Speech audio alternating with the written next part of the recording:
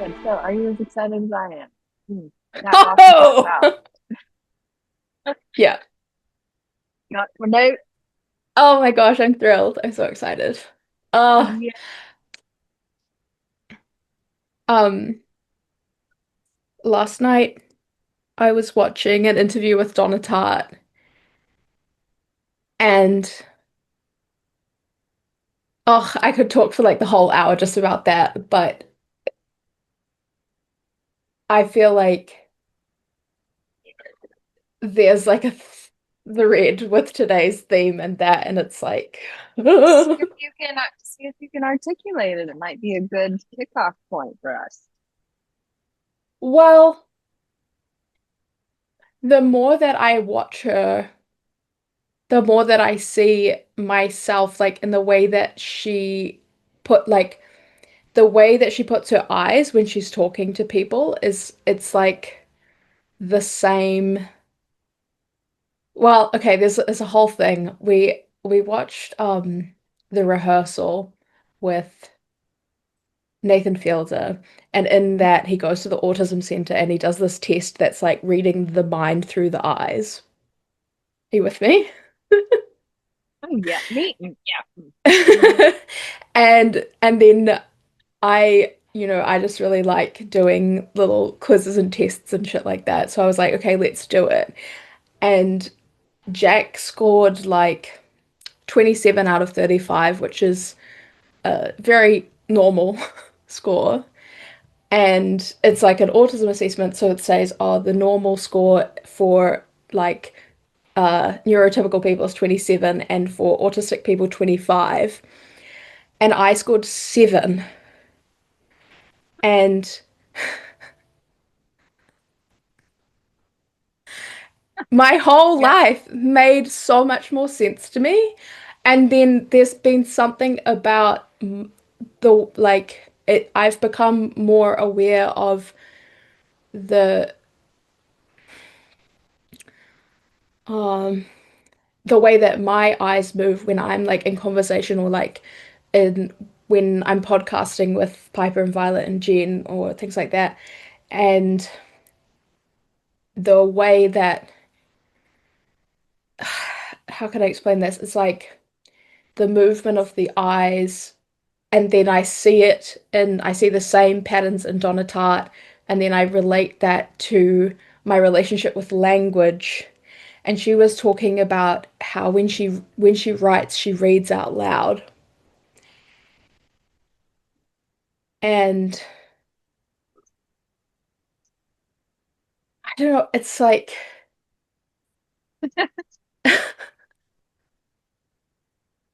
Oh yeah. you know, I'm just very like, oh, and I've also been lately doing I don't you might have seen like because I posted it on Instagram. I've been You know how when we talk about like uh, me doing consulting with people or whatever, and I get all weird about money. So I watched your money class again, and the first time I watched it, I did not absorb any of it. And this time I was like, oh yeah, okay, I get it. Okay, okay, I can get with that. But so I've been doing this kind of concerted effort to remove the um fixation or like the problematizing of financial things. And the result of that is that all my thoughts that used to be like, what am I gonna do for money? How am I gonna make a dollar? Blah, blah, blah, blah, blah, have been replaced by obsessing over like how am I gonna structure Confluence? Like how am I going to what's the genre that I'm going to position it in? Like how am I going to create a like what's the sense of place in the book and all these kinds of things. And I feel very motivated to like finish things now. And it's also like next week is okay, this is interesting. This is it's hard to explain because it's like simultaneously very remarkable and very unremarkable, very like everyday. But so next week is like the last week that I get paid for my scholarship for my PhD. And I've still got quite a bit of work to do that I haven't done. And I had anticipated that I would be doing like frantic, stressed out, like 10-hour days working on my thesis at this time. And I'm just not. Like I am working on it, but I'm not like working on it. Like, do you know what I mean?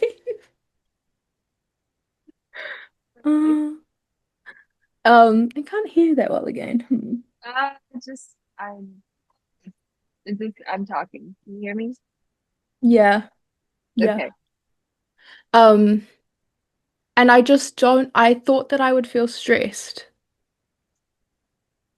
And I'm like, I don't feel stressed, but am I just in like a functional freeze? And I'm like, no, I don't think I am. I think I'm actually just like living my life. Yeah. Yeah.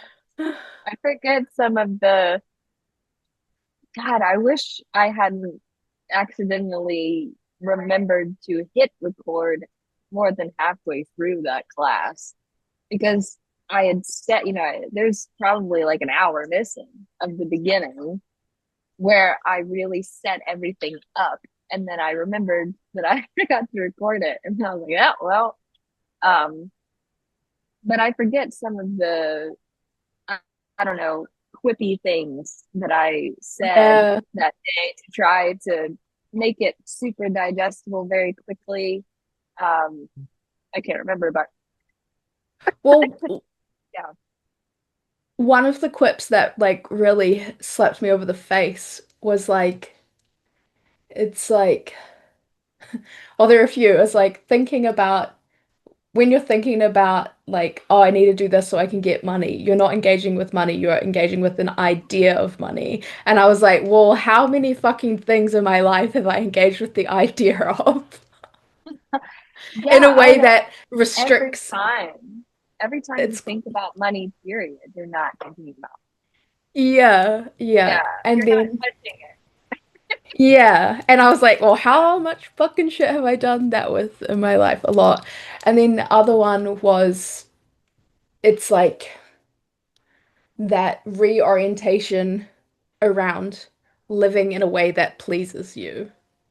Yeah, yeah. That's what you want the money for, right?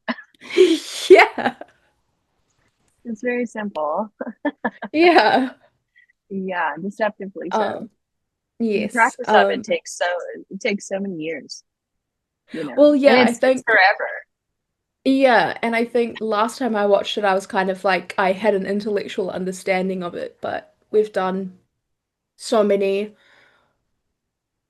passes over, well, what do you actually want to do though? Like what actually pleases you and how I think, like I've been lighting the fire every day because it's been really cold. And it's things like if the fire's not quite starting and you're just blowing on it, but like really watching the flame. Like, I like that. yeah. Like, Um, should I record at my end as well? right. We Okay. should we should get cracking. Yeah, I still can't hear you that good. It's probably because I'm in Starbucks. Oh, okay. Yeah. If my Just any better? I didn't do anything different. It's okay. Just I've started recording audio separately, so I might get your end of the audio anyway on my recording. So Yeah. I'll try to yell in this one. Laura! Wow. Yeah. Um, Blood and guts. yeah, good deal. Okay. Just so you know, I still owe you an ultra specific modern rec for our last installment. I haven't forgotten. It Yeah. hasn't landed yet. Okay. Perhaps it'll land when we land in Cincinnati permanently. I don't know. Ooh. But but I can't rush these things. Um, Yeah.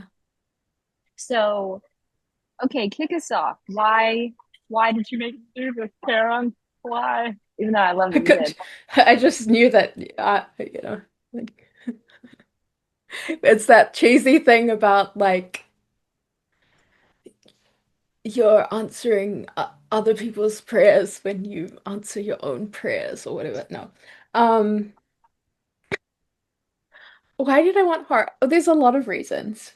One is I want to open up my relationship with that genre as someone who's like very sensitive and permeable. And like if we watch something scary at home, Jack will go to sleep like that and he'll sleep the whole night and and I will have nightmares and I'll wake up screaming kind of thing. And so there's I want to explore digesting that. Mm.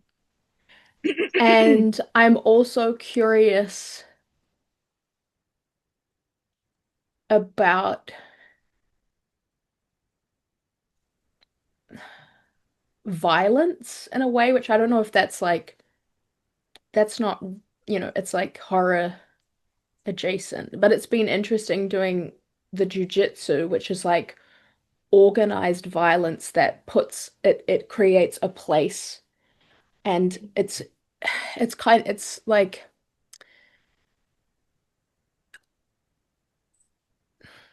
I think to a degree that's like part of everyone, but I just want to like explore sounds so lame. Tell Dora that.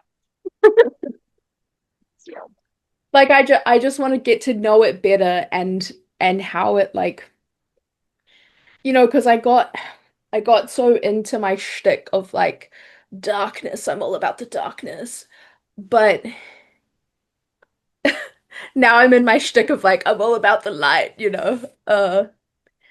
But it's an interesting genre and it's also like so with Confluence, that the book that I've been kind of working on in like fragments for a few years. I thought that the structure of it would be the I Ching, but all of what that has given me is images, and that's how the I Ching is. It's like building block images of nature. Mm. So it's given me like images, but I want something that is um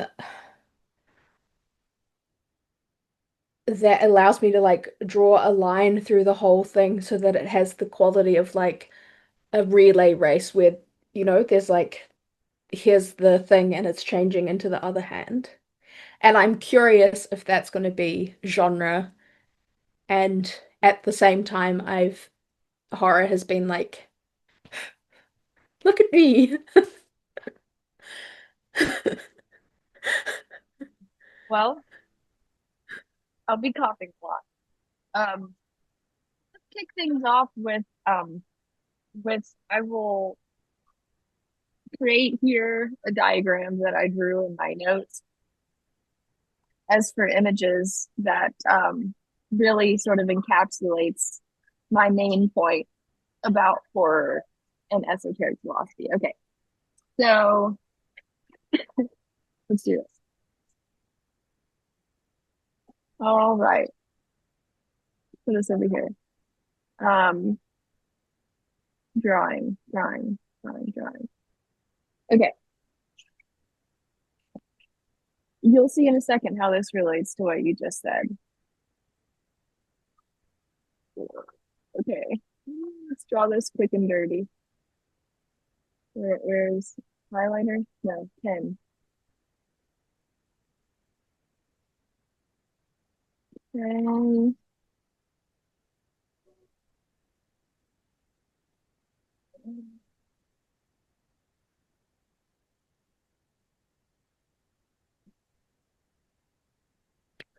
Ooh.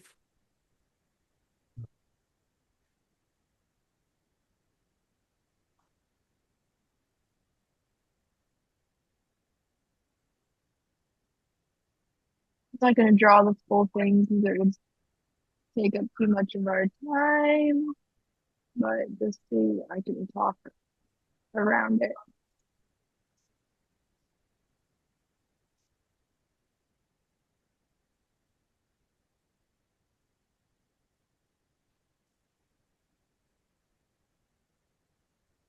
Yay.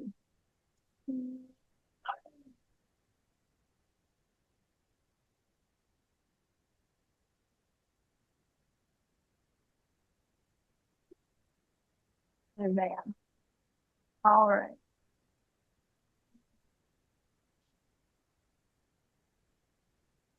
Pretend this is a circle. Can you see these? Yep. Okay. All right.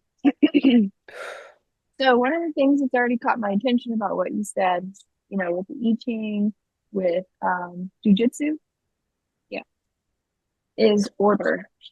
you know, um, violence, you could say, um, but there's an order to it. You said there's a designation of space for it, which could be interesting for some of my points later. Um, and So this is a really rough drawing of what true initiation looks like, essentially. This G is for a guide.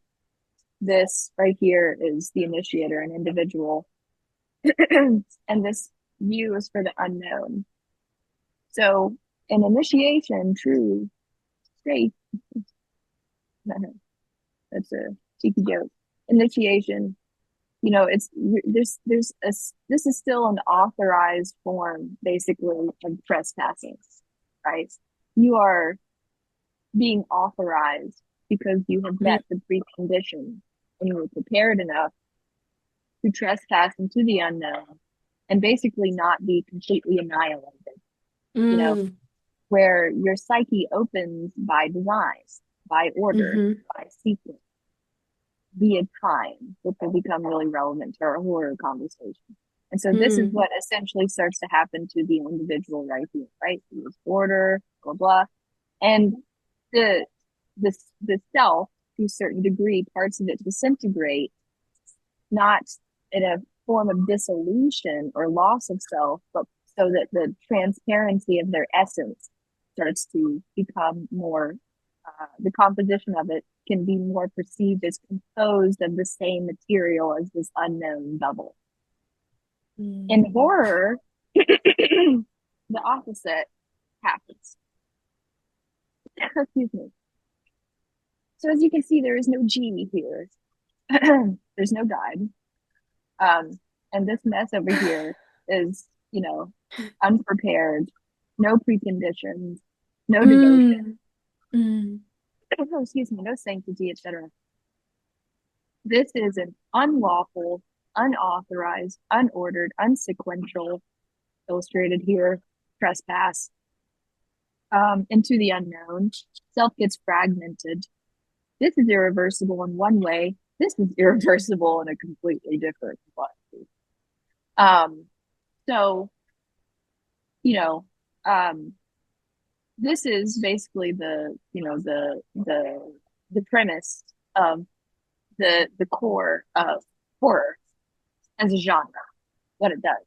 Every single, because in this box that I'm labeling false initiation imagery, um, all the constituents, all the objects, of a true initiation process are there, right? So it's basically, we can talk about, and I've got lots of different parts. We could spend hours talking about all the different parts, but Mm. that's basically what it is. And I'll stop sharing my screen now, unless there's anything you want to sit down. We'll stop staring. I mean, I'm gonna close the whiteboard. Beep. Okay. Um, Yeah. so with confluence, I feel like you're looking for order. Mm. Mm. You know, yeah, Yes. yeah, Because yeah, maybe it's horror now because it is fragmented. But it needs that it's when I started I thought that the I Ching would be the guiding light or like the guiding structure, but it's just it's almost like it's almost like that was just a way to like get me to lay down something. yeah. Like thinking about money, the Yeah. idea, an idea of order. Yeah, it's the closest conceivable thing. Yeah. Yeah, Oh, I think our build is just arrived, so the dogs might bark for a little bit, but I've put meshes in place so that hopefully they just go back to sleep in like 10 seconds. good. Yeah, okay. Um, well, the main thing that you need, which is another, mirror in horror to true initiation is that true initiation takes place via time, but horror spatializes. I think one of the best examples of this is The Shining. Um, Yes. mhm. What did Another, but oh, I watched something recently that like I can't remember, but it like replicates the place of The Shining in just in reference. It's like it's like a documentary, I think. could be. Anyway, it's not that. Okay, It's because I, annoying me, but it's yeah, I know there's some sort of documentary type thing about, but it was just about Kubrick. I don't know. But either way, another great example um, is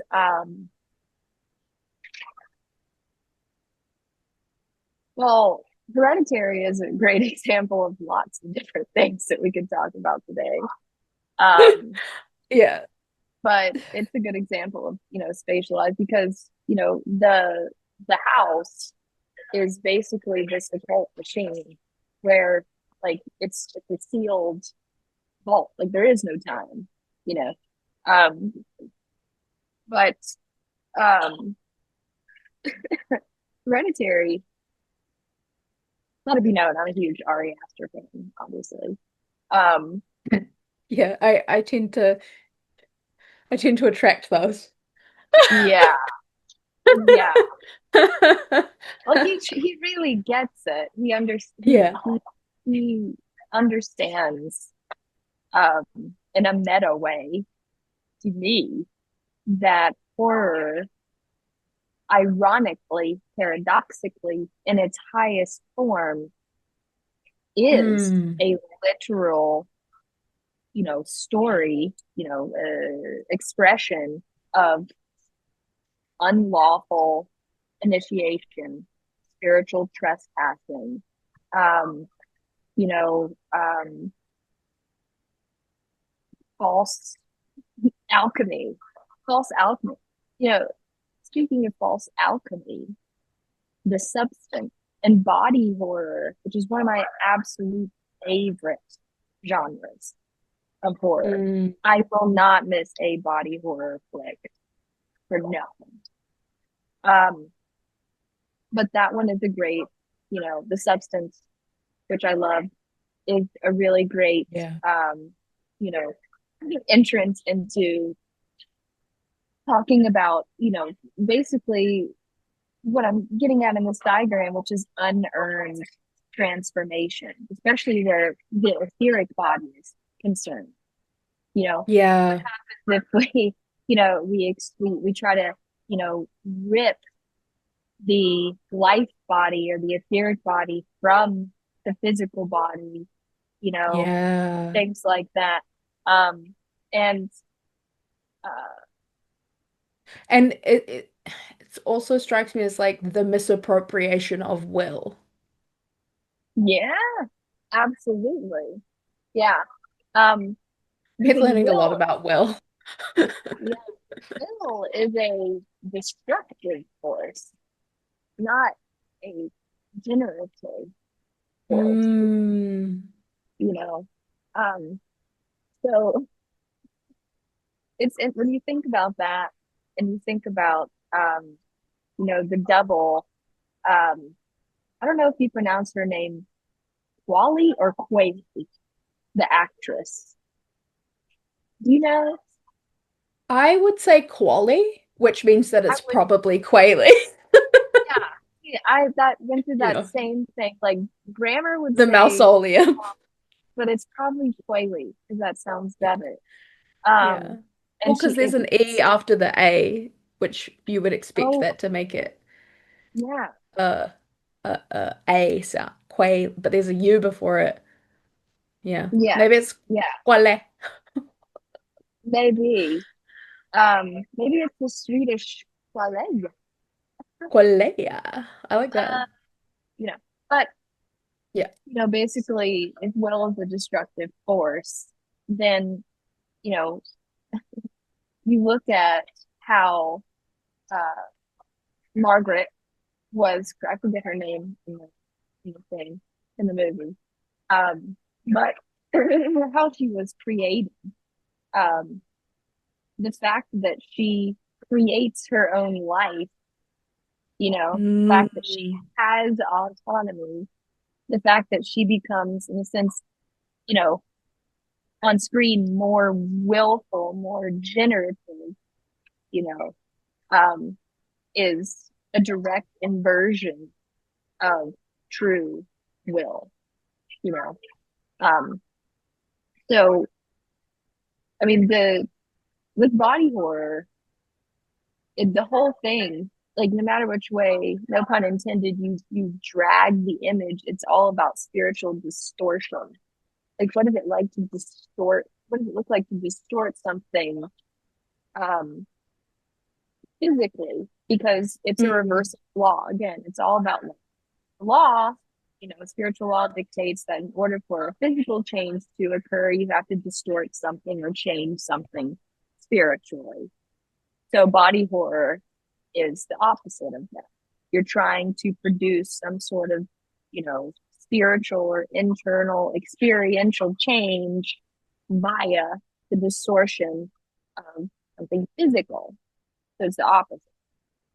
Um, and, one of as a lifelong horror fan, one of the reasons, why, and since I've become a mother, I don't have the same capacity for horror as I once did. I mean, I really used to be like a real aficionado of it, right? And that became kind of part of my identity. But, and we can get into the kind of psychic hygiene of that too, because that's had to bump way up.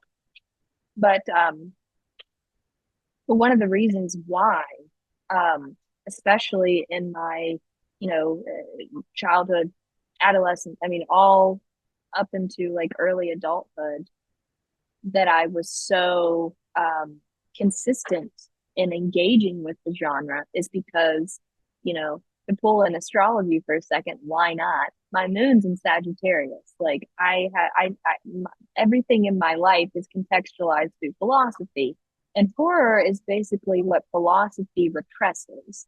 And so I'm just trying to do my due diligence. You see, you know, um, and because in a sense, it's the same mechanism by which I watch the spiritual field, especially, in contemporary culture and social media. And I'm always scanning the perimeter for things that I think are harmful and insidiously harmful. And horror is a fantastic, you know, eye into that because it's basically, you know, it's basically the last, cultural. artifact we have of what religion used to do for people. So in a sense, it's like, oh, are you losing your religion? Try horror. It's like this, essentially like this rehearsal space. Wow. It's a rehearsal space for, you know, but it's a forever rehearsal space for Uh-huh. false initiation, you Wow. know? So it's Yeah. good to know that if you're an esoteric Yes. researcher who works with Yes. people interested in Yeah. real initiation.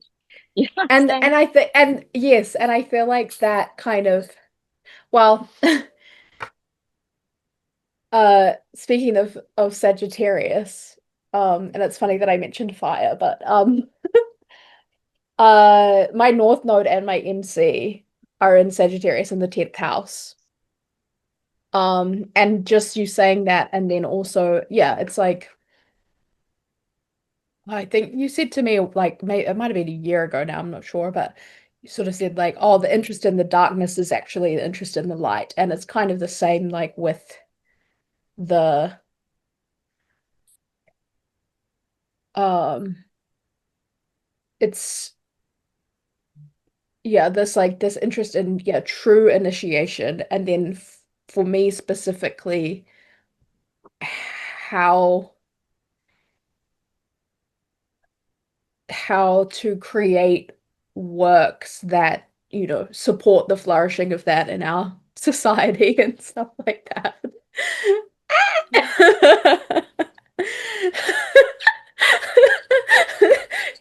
Terrifying. Ookie spooky. But it means and I've been thinking heaps about what you said in the last class about the role of the audience as the witness Yes. and the way that it, you know, if I was being harsh on myself, I would say that to up until pretty recently, and still to a certain extent, I had removed the audience as a mem like as much as I could, I had removed the audience as a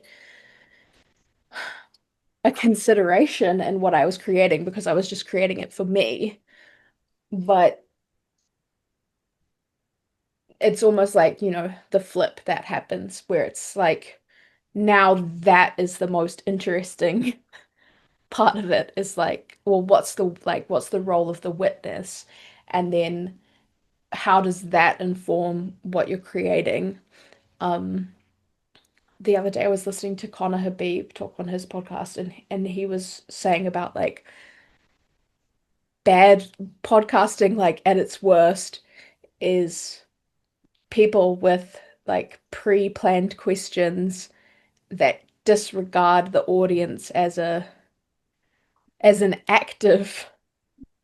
Yeah, I mean, he that's a didn't say good that exactly, metaphor. but that their involvement is not just, you know, financial or attention based, but it's also, you know, and I think about it a lot with f this kind of fragmentation that we have in our way that we consume media now. Yeah, excellent point. Yeah, and like what yeah, what is fragmentation? And I feel like you use that in the context of horror as well. It's like Yeah. it's the pressure of being in, you know, out beyond your current understanding. Mhm. It can refine or it can completely fragment. And Well, it's that like I'm interested in the refinement of like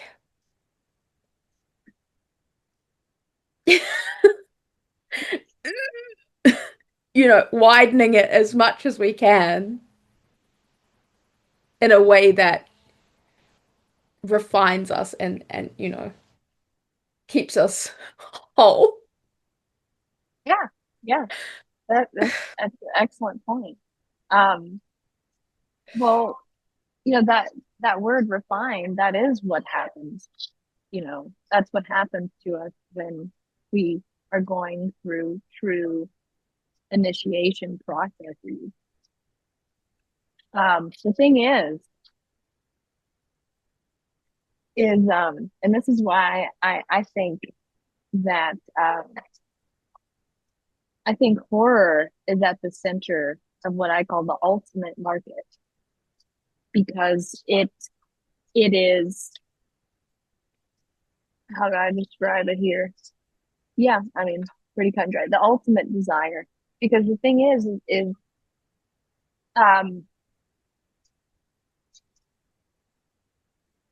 it uh,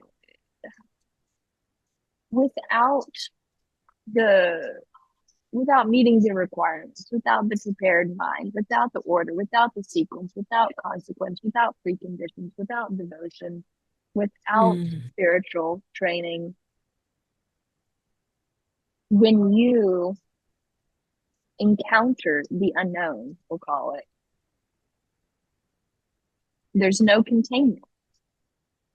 And so you are, parts of you are irreversibly, in a bad way, um, distorted, changed, annihilated, broken, singed, right? At the heart of what every part of every human part, most human part of every human, the ultimate desire is initiation. Because over many lifetimes, there is an understanding that over many lifetimes, that is what has to occur to maintain closeness with life, to keep existing. So horror is the ultimate tool of seduction because it literally shows you what it's like to attempt or encounter or accidentally encounter initiation without having to do without having to earn it, without having to do any of the work actually required to do it. There's no more seductive thing. That's why you'll find, have you noticed a pattern in people who don't like horror? Like I don't like horror. I don't watch scary stuff. Yeah, you know what all those people have in common to some extent? They are unnerved at some of their most base desires. Yeah, they tend to, even if they're people who are, have a penchant for self-awareness, they still maintain a relative proximity to the surface of things, including their own desires, you know. Um, so the thing is, you know,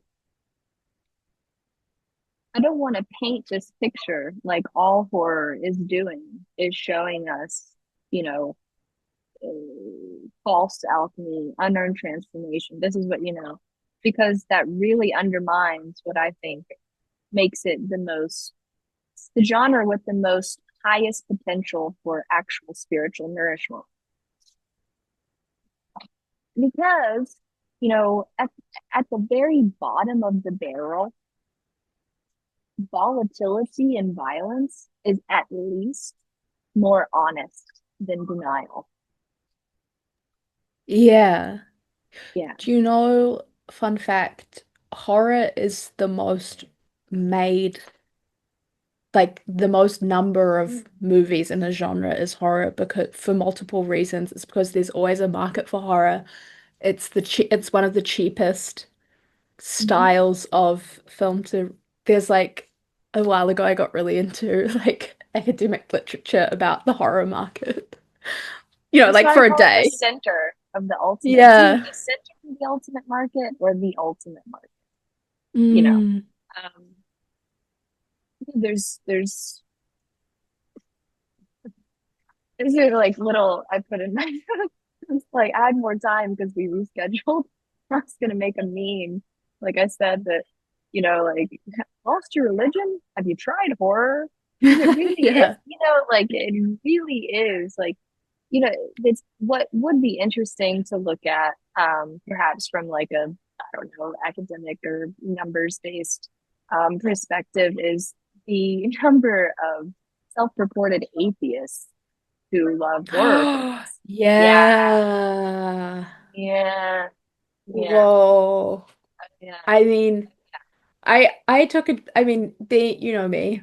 I took a brief sojourn in that territory. Like I'll go anywhere. That's the thing about me. I love that about But it makes a lot of sense that even in that conscious denial of more, that the individual, you still find a way to be in witness like or in thinking about money. contact. Yeah. Yeah. The best example of this, and one of my favorite examples of all these points I'm making, and one of my favorite directors, Lars von Trier. I don't know if you've seen interviews of his where he talks about how staunch an atheist he is. But I find his films, particularly Antichrist, for example, which is one of my top five favorite films of all time, to be incredibly spiritual. I mean, more spiritual than most things that a person will encounter cinematically in their life. But he's an atheist, one of the most hardcore ones there are. It's all right there. Um, Mm. and on that same point, we've been talking kind of about like doubles and inverse and opposite and things like that. Another one of my favorite things to talk about with horror, especially with Steiner, is the doppelganger. Mm, yeah, that's very interesting territory. Mm. To cut right to the heart of how the horror genre subverts or inverts, rather, the law or the truth of the doppelganger is that it makes it a villain, basically. You know, if you've seen Enemy, great, Jake Gyllenhaal, Denis Villeneuve, Us, I don't think so. you've seen Us. Anyway, so the actual doppelganger, we all have one. It's basically it's like an echo. It's basically this delayed echo of karma that's comprised of the things that Oh, we deny and refuse to confront and suppress and things like that. But it's not a shadow, it's okay. a mirror. So what horror does is it It's a turns what? I didn't hear that word. It's not a a, shadow, it's a mirror. a mirror. Okay. Yeah. Yep. And so, you know, it, horror takes the doppelganger and basically turns it into a villain, into a threat that comes and basically destroys the identity.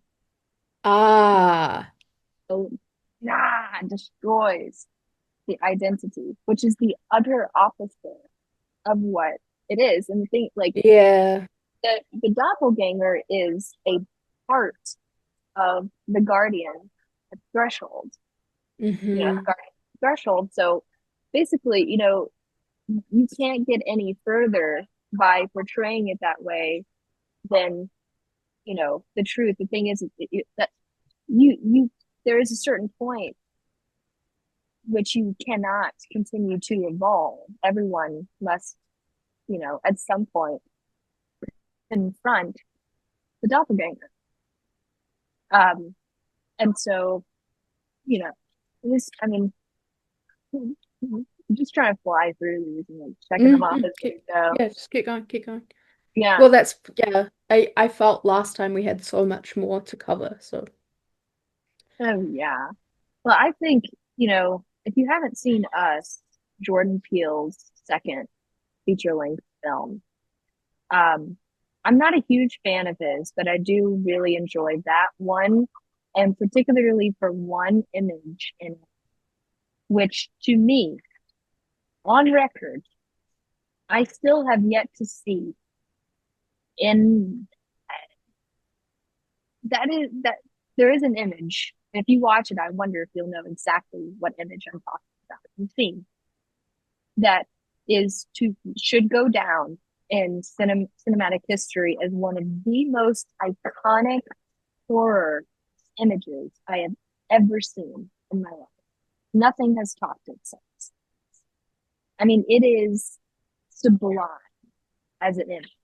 I read mm, it, but even just as an image in horror and emblematic of what horror is, all of it. I mean, the whole genre in one image, mm. phenomenal. Um,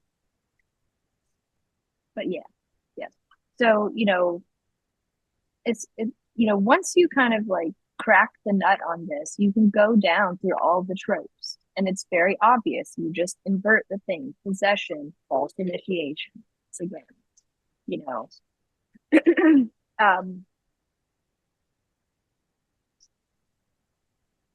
Another thing about The Shining is, and what I was talking about is, having all the trappings and all the props of initiation, almost like this sort of occult geometry. You see that in a lot. And so much of that film was about the location, right? Same thing with Hereditary.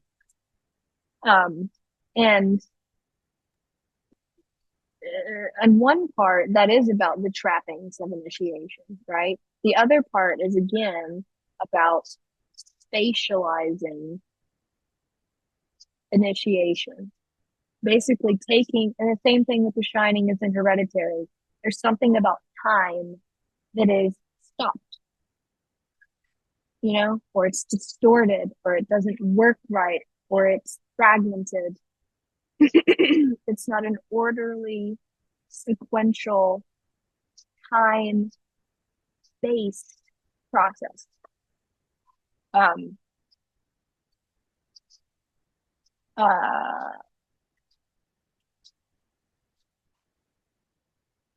And that's like corresponding in my mind with that like the ripping of the etheric that you spoke about earlier. It's yeah, it's Absolutely. because the from Ethercraft shout out the Yeah. etheric converts time into space Yes. and Yeah. like the it's kind of interesting like the I think I spend so much time thinking about the life review.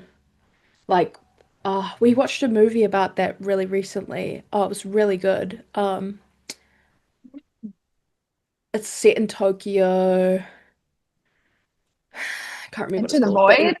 yes, yes, yes, yes, yes, yeah, Yeah. Oh, ask me yeah, about that another time when we're not recording. yeah. Yeah. Um, but it's that like the it's the I mean, there's so much just like the image and how we think about.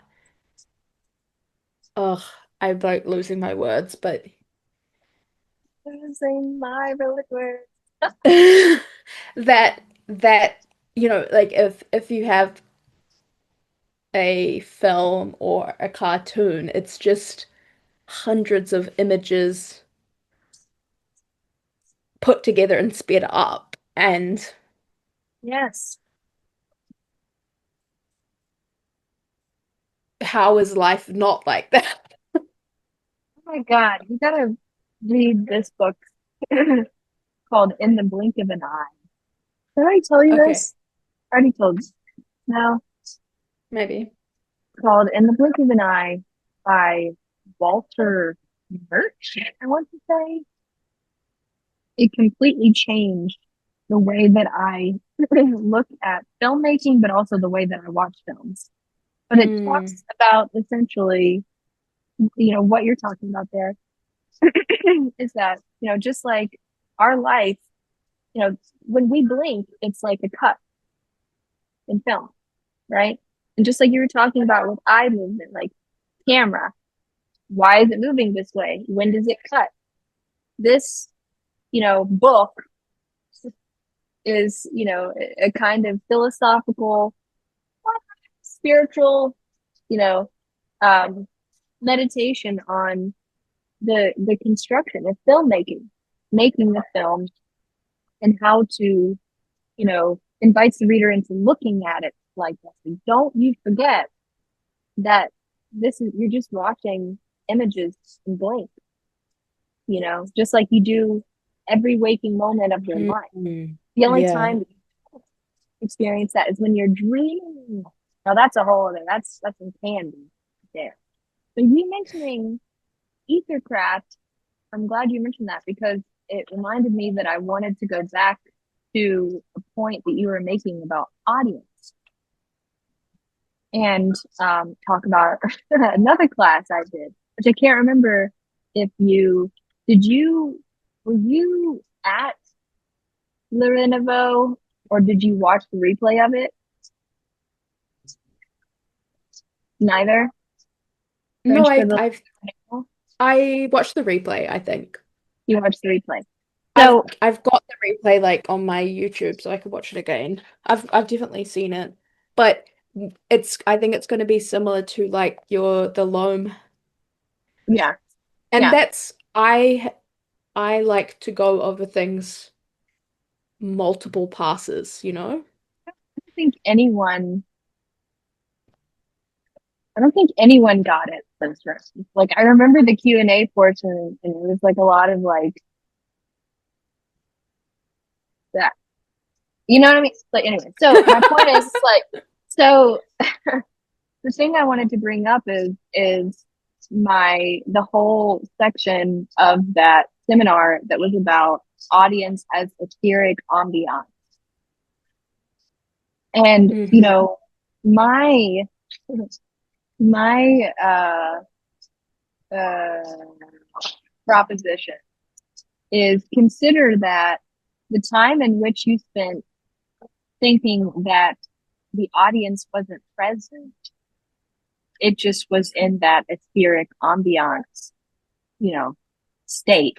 And now it's starting to take a form because I'm sorry, I don't care who you are. If you try to tell me that you only write for yourself, you are lying. Even Emily Dickinson wrote for God. Like she had an audience. Okay, like no. And also you're just going to your process a bit creatively if you try to convince yourself that you don't care about audience or sometimes don't put the audience first because sometimes inevitably that is going to be the mechanism of your desire because you want people to read it. Oh, 100%. Like Yeah, that was always the case, but it's like it kind of is that it's like that behavioral lag or like I've just been thinking so much about like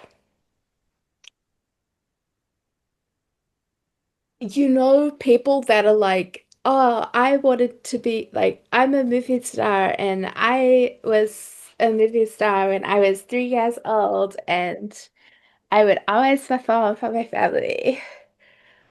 I kind don't of really American impression. know. It's like a dumb, I've got like the No, most I know that, devastating. but like I kind of American American. It's like well, usually when we do sort of piss take accents in New Zealand, we'll do an Australian. It's like, yeah, I'm just a movie star. My God. So good. No, that's But brilliant. uh, uh what was I gonna say? It's yeah, I don't know. It, Audience, audience. changing I form. yeah, just come see, come star, you know. Yeah, yeah. Yeah.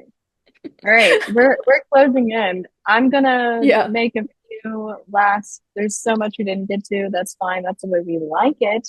I'm just gonna check off things that we did talk about. Okay, so um, well, that's another thing. While we're on the subject, um, that I talked about. I talked about this in Romancing the Work and also in the Renovo about this idea of containment. Like in Romancing the Work, you're saying romance needs a container. And like, are you just eating lunch or is it a date? Well, the container is the difference, right? And then in the Renovo, talking about, having this kind of containment over the, Mm. our artistic persona, per se, just to keep it short and sweet. Hmm. Horror, basically, just like in the diagram I drew, is revelation, basically, without containment. Without containment, yeah. Yeah, Fuck. you know, That's it's the it's people need it's to it's know. completely uncontextualized. It's literally like archetypes in space. That's every horror film ever made. It's just like, okay, like you got to look at my hands. It's like, okay, archetypes in space. Like Yeah. that's every horror film. If you boil it down, it's just uncontextualized initiation props and processes Well, everywhere. that's what confluence Ah, looks like now. ooh, girl. Yes, love that. Love that for you. Love That that for us because I get to read that it. is fascinating. It's just like blah, blah, blah, blah, blah. But it's obviously not finished, but it's also like this you know how with and I know that we're time, so I will say one sentence. You know how we now see more of the background of, like behind the scenes music videos. We've talked about that before. Yeah. We don't really see that so much with writers. Like maybe they'll write a memoir, but even that audience thing, and like the I watch the way that I am with academic work is like I want to get it pretty much finished before I show anyone. Mm-hmm. But it's been good having the notion because I can put stuff in there when it's like nowhere near finished, but that becomes almost like a vote or like a chit in the box of Yes. like finishing it, getting it public, and like that there's like a new kind of, and I've been thinking that our space is going to change naturally slightly as well. That it's like less about me because I don't need the same level of Personal work. personal work. Yeah, and it's not it's like becoming less interesting to me. Yeah, that's normal. Like That's great. That's I great. want to get it out. I wanna, Yeah, like that's the way I've basically set up the whole yeah. new structure is like people who like need like just like personal work or none, like get on in. People who need a lot, sorry, it's over now. I did Yeah. nearly 12 10, years of 12 years. Yeah, yeah, yeah, just yeah. about, yeah, coming up on 12 years. Yeah. Wow. So I'm happy to be here. yeah, yeah. You star. Pun Uh, intended. Yeah, that was like, ugh, it's getting better every time. it I just, is. I love listening to you talk about film in the Oh, context that's of oh, esoteric so happy. I love talking about it. education. It's just, it's like, ugh, delicious. Ew, it's delicious that you like it. Oh my Okay. God. And I'm so proud of my dog management. Like I just muted them and ignored them. Like I get your dog management award is already in the mail. Yeah. Right, I'll put them up for adoption then. No, I'm just kidding. Yeah. All right, Uh, darling. I gotta okay. run. This is wonderful. Yeah. Thank you so much. Thank you. A true joy, as A true always. joy. I'll see you in a few days. See you in Cincinnati. Bye.